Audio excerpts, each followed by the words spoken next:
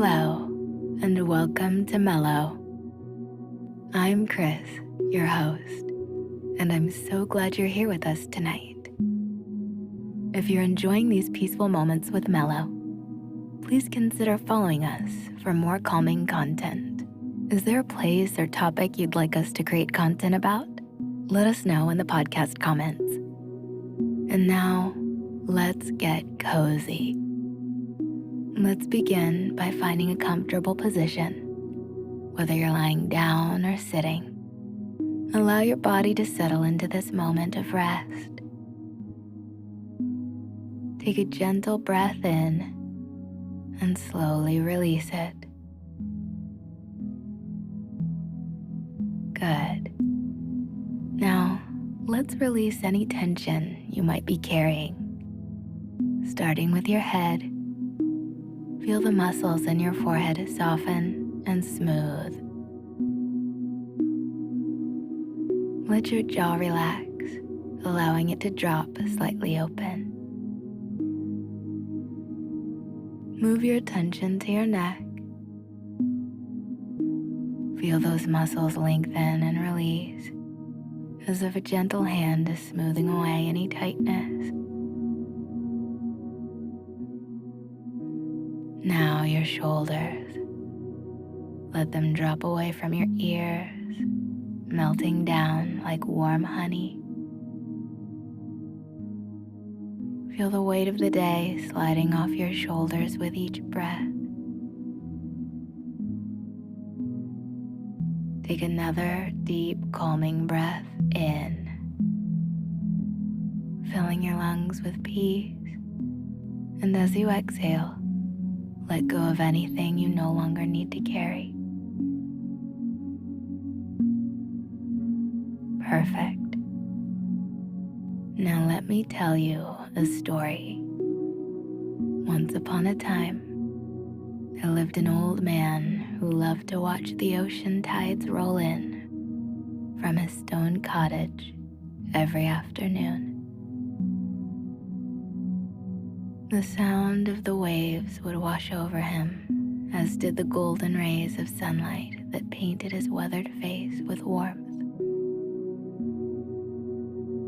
Today was not unlike most days, quiet, calm, but something was amiss. Every time he would try to drift into his afternoon slumber, he would hear his name whispered softly on the sea breeze. Over and over, the whisper called to him. The voice seemed distant yet persistent.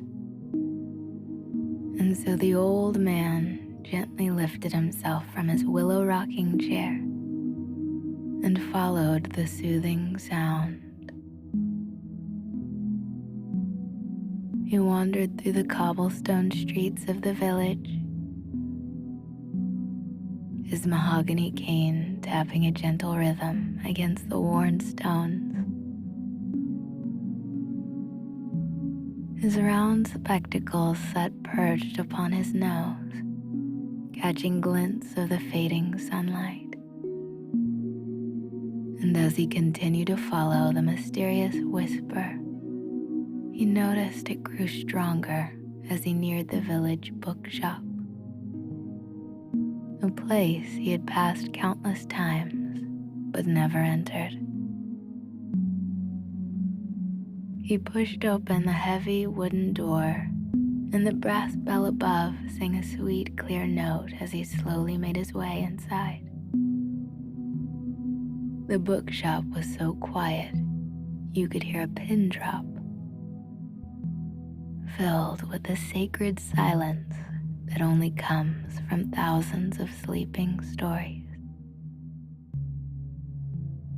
He was about to turn around and leave, for the whispers could no longer be heard. But as soon as he placed his weathered hand upon the door handle, he heard his name whispered once more. He followed the sound deeper into the store, past towering shelves that stretched toward shadowed ceilings. The voice whispered for him to sit and rest. And there, tucked away in the very back corner, sat an old cushioned chair of faded beige. He slowly lowered himself into its embrace, sinking into cushions that seemed to remember every soul who had ever sought comfort there. As he moved his legs back to rest more comfortably, he heard his heel tap against something solid. Reaching down behind his heel, he pulled forth a heavy book from beneath the chair. The leather binding was unmarked and weathered by time, its surface smooth as river stones. He searched the spine for an author's name, for a title, but found none. Only the gentle patina of age and countless gentle touches. Slowly, reverently, he opened the book and found a dedication written in elegant script. To the reader, may your wildest dreams come true. He read the words aloud, his voice barely above a whisper, as he traced each letter with his fingertip. And as he turned to the next page, he witnessed something most peculiar. Letters in shimmering gold began to appear one by one, as if being written by an invisible hand, before fading to deep black ink. They spoke of a young boy born to a blacksmith and a seamstress in a small coastal town. A boy who loved to run barefoot against the wind on the shores of Kent, his laughter carried away by the salt air. The words told of how he served his country with honor in wartime, how he fell deeply in love and married at 20, how he became a gentle sheep herder and a patient orchardist who knew the secret language of growing things. He read each line, word by word, as it materialized before his eyes like memories being born. His heart began to race as recognition dawned. For this was not just any story. This was his story. His life, written in golden light. Taken aback by this impossible revelation, his weathered fingers trembled just enough that the book slipped from his grasp and fell to the floor with a gentle thud. The pages fluttered like the wings of startled birds. You know that sound, the whisper of paper against paper. It cannot be, he murmured softly, his voice filled with wonder and disbelief. The whispering of his name began again, and the book upon the floor began to glow with an inner light. The pages stood upright in the air, still bound to the spine, and golden mist rose from them like incense. He heard his name again, Oliver, and then again more clearly. We're waiting for you, Oliver. A hand reached forth from the luminous pages, translucent and beautiful, beckoning to him with infinite gentleness. The old man, Oliver, wasn't afraid, but rather filled with a bewildered wonder. Even so, he extended his own weathered hand and took the ethereal one that called to him. What happened next, no one would believe. The atmosphere around him felt as though it was melting like honey in sunlight. The familiar bookshop, with its comforting scent of aged paper and leather, began to fade into whispers of memory. He felt the real world becoming distant, muted, like a song heard from far away. But what he saw before his eyes as he crossed into the new realm was far more beautiful than anything he had ever witnessed in his entire life. As Oliver's fingers intertwined with the ethereal hand, he felt himself being drawn forward, not walking, but floating, as if carried by the gentlest of currents. The golden mist that had risen from the book's pages now surrounded him completely, warm and welcoming, like being wrapped in the softest silk spun from starlight itself.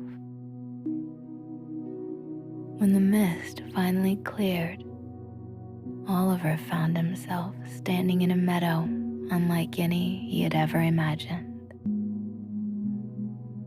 The grass beneath his feet shimmered with an inner light, each blade catching and reflecting colors that had no earthly names. Above him, the sky painted itself in hues of lavender and gold, with clouds that moved like slow dancers across the infinite heavens.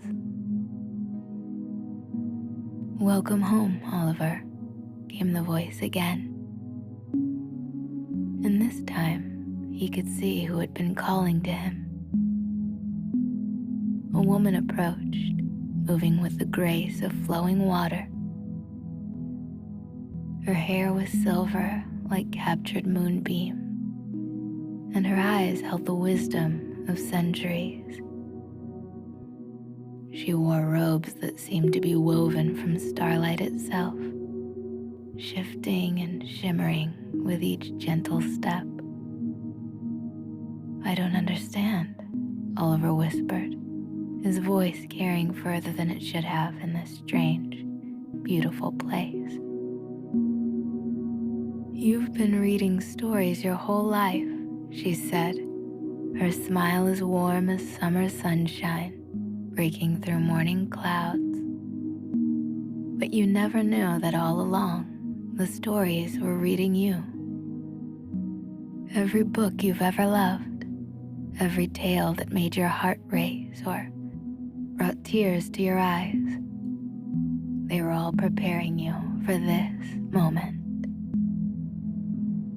As she spoke, the meadow around them began to come alive with wonders beyond imagination. Creatures emerged from behind flowering trees that bore fruit of pure light. A magnificent stag with antlers that sparkled like crystal stepped forward, bowing its noble head to Oliver in greeting. Butterflies with wings of living rainbow fluttered around him, their gentle touch like whispered blessings upon his skin. "This is the realm where all stories are born," the woman continued, gesturing to the wonders surrounding them with hands that seemed to hold starlight. "And you, dear Oliver, are not just a reader of stories.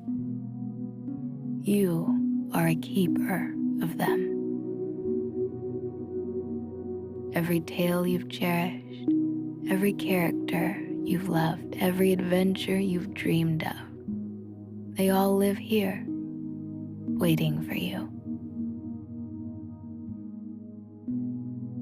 Oliver felt tears of pure joy streaming down his cheeks as he realized that his mahogany cane had transformed into a staff of polished silver.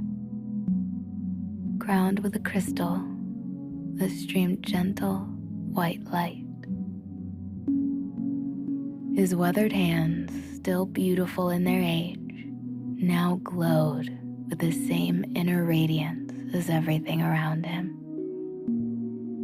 But how? He asked, his voice filled with childlike wonder. Because, my dear friend, every true lover of stories eventually finds their way home. And your story, Oliver, your real story, is just beginning. And in that magical realm where all stories are born, Oliver finally understood that he had never been just a reader of tales. He had been a guardian of dreams, a keeper of wonder. And now, at last, he was home, and his newest adventure was just beginning.